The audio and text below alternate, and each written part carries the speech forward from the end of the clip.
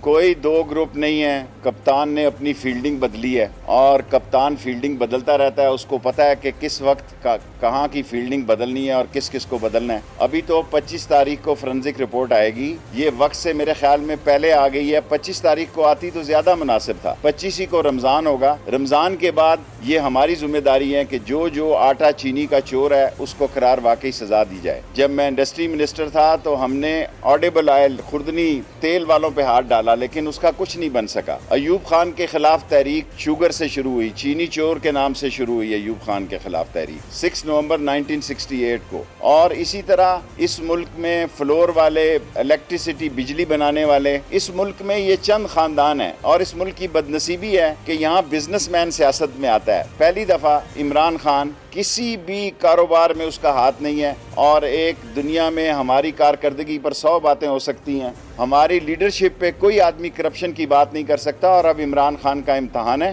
اور یہ امتحان کے مہینے جو ہیں اگر روزوں میں شروع ہو گئے, ورنہ روزوں کے بعد سیاست میں کافی زور شور ہوگا. اسد عمر کا کوئی رول نہیں ہے. اسد عمر ہے لیکن میں نہایت ذمہ داری سے کہتا ہوں سبسڈی میں اسد عمر کا کوئی رول نہیں.